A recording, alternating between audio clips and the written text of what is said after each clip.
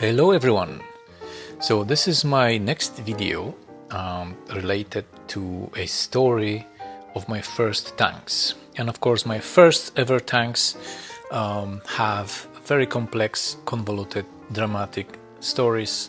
The later tanks are more boring because I learned a little bit more about how things work and less mistakes were made.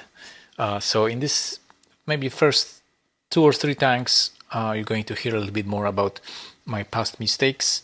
Hopefully it will help you mitigate your own mistakes if you are a beginner and avoid mostly impatience and just wait for the cycle to complete and then let the fish in, simply put.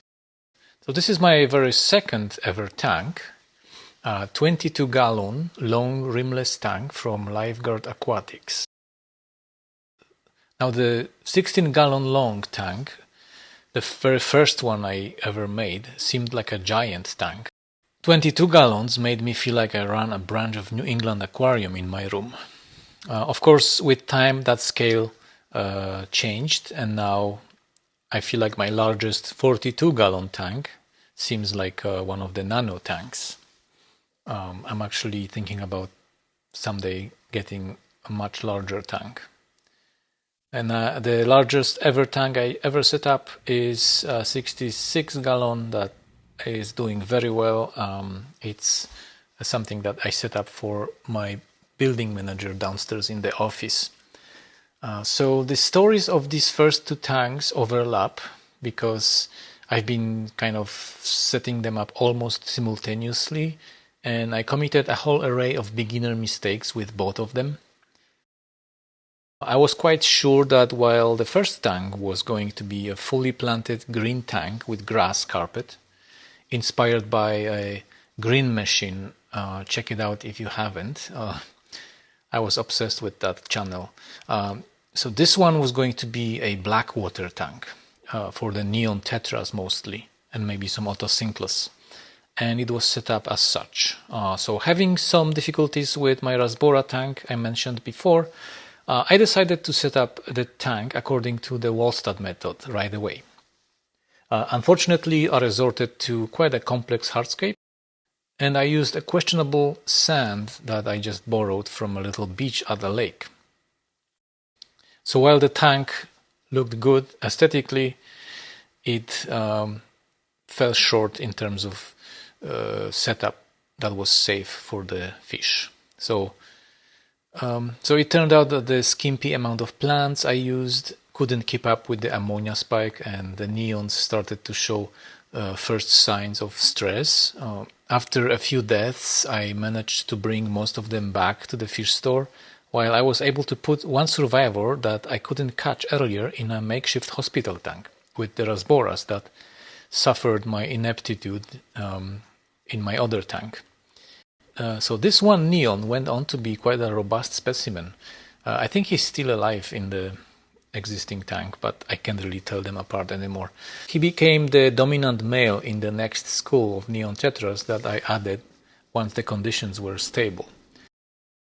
And speaking of stable, in this one I really compensated for my past mistakes. I decided to redo the entire tank and do it very clean this time. As you can see, my vision for this new tank was a lot more coherent and very specific. I bought some neat white sand and some dark rocks and made sure it caps the nutrient layer really well. So I actually missed that tank quite a lot. It had this eerie fairy tale-like vibe.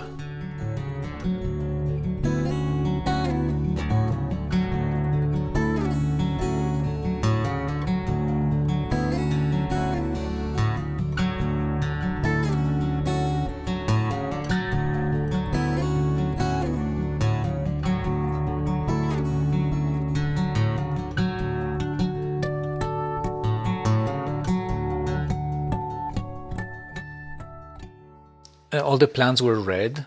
I later learned that red plants in blackwater tank wouldn't work, as they need a lot of light to become red, so I kept the water clear and I infused CO2 to promote better growth. And this was my first ever high-tech aquarium, and it ran for quite a while before it became this. So this is my next iteration of that tank, of the Amazon Blackwater flooded forest. This time I did more research about what Amazonian biotope should look like. I learned that there's really pretty much no rocks in the Amazon. There's just kind of clayish substrate with leaf litter and just driftwood. So I bought driftwood from a store online that happens to have South American wood called Saba wood, and I used a dirted substrate that was a base for some heavy root feeders, like 3 different types of Echinodorus, the swords, and it worked the charm. Then I used this tank to host my glass catfish, while an identical tank was created with much improved Saba wood hardscape and some plants I rescued from the previous one. So this is where things get a little confusing. I'm talking about my second ever tank that later became a tank for glass catfish. Glass catfish are not really South American, and so I'm kind of switching the tanks while continuing the story of Amazon flooded forest tank, even though it's a different tank.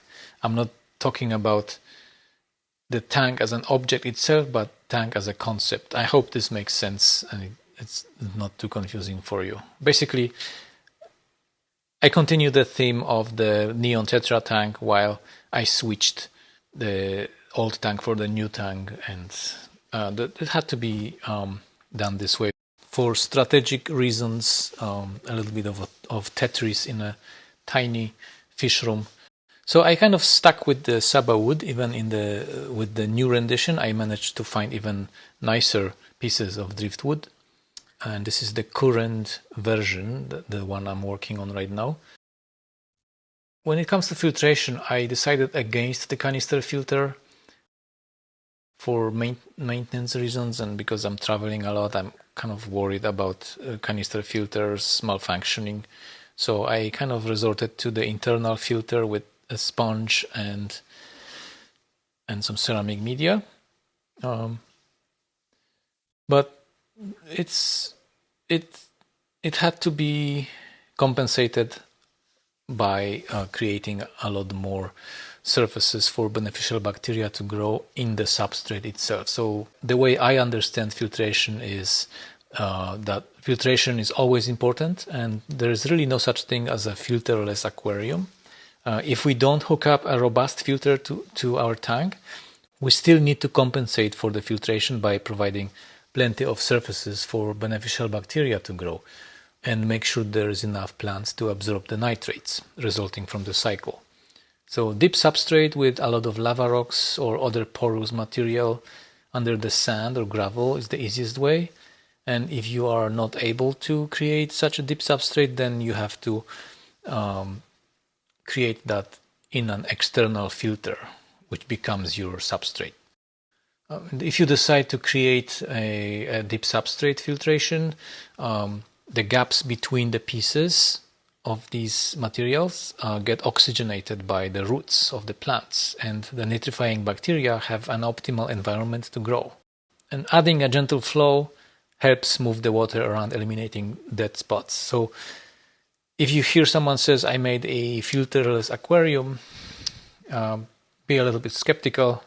The filtration in their aquarium is under the substrate, and if they say I'm just adding a little bit of a pump to move the water around and nothing else, then it means that the water has to kind of move through these gaps between the pieces of lava rocks or whatever they used, providing optimal conditions for the beneficial bacteria. So it's pretty boring, but that's how I understand it. If you need more information about it, go to a professional. There are a lot of people that actually study this stuff. So that's the story of my second ever tank. My other tanks are a little bit more boring, but boring is good. Because they were set up when I knew a bit more about cycling and how things work, and most of all, time management and patience. So the story of my other tanks, the newer ones, is a little bit more like I set them up, let the fish in, and here they are, which is much better. But there's no story in it. So the next up will be the story of my largest tank, 42 gallon. That used to be an African biotope, and there was a lot of drama in this one too because of equipment malfunction. I lost the whole school of Congo tetras, but I will tell you more about it next time. So until next time, keep your fish happy, and I'll see you in the next one.